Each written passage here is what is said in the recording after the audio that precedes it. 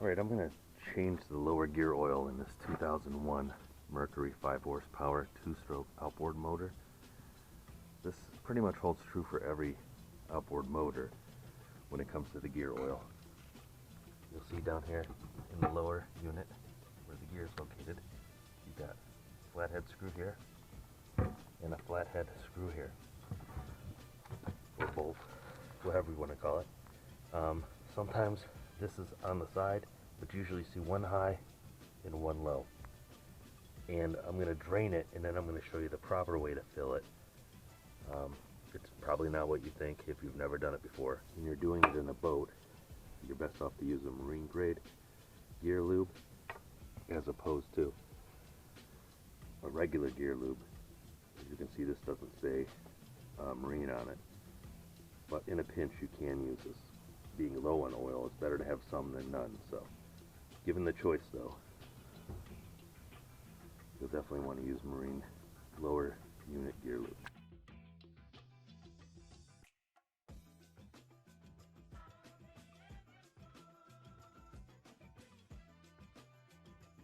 You can see how thick the gear oil is, and as light as it is, at least it isn't milky, which is what you're looking for if you are curious to see if you've got your seals, if you've got issues with the seals here and water getting in. So in order to fill up the gearbox, we're going to use this pump, which is a general pump you can buy on Amazon, which is I believe where I bought it. Stick it inside our gear oil. I'm not even going to bother twisting the top because you can secure it, but it is also in there. They often come with these adapters that screw into the hole there.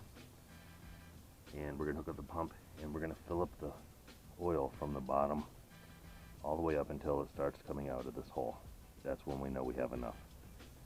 The theory behind this is, if you're pouring the oil in at the top and waiting for it to go to the bottom, you could end up with an air pocket in here and then get a false sense that you've actually filled it up with oil because the stuff is so thick, and then run it later, that pocket collapses, your oil goes down, and you're running it like half oil.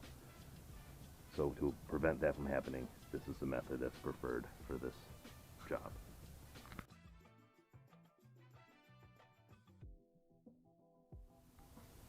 Okay, as you can see, it states here oil level.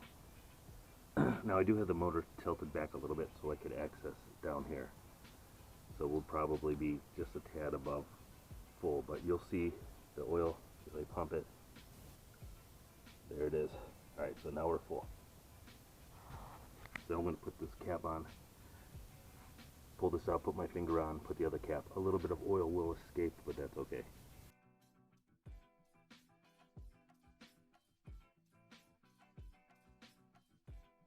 Now I'm going to tighten these up, not incredibly hard, but tight enough that I feel secure water won't get in there, but also loose enough that I can take them off and not have to use a hammer to bang them loose.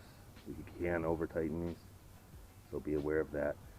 Now would be a good time if you're doing maintenance to check out for grease fittings. Like this motor has two right here that are obvious to me.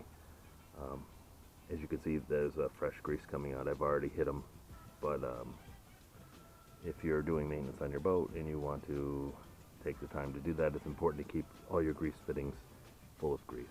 If you're new to this and you're new to Outboards, I hope that this helped you a little bit. Feel free to share this information with the next person so that we can all keep our boats running properly on the water.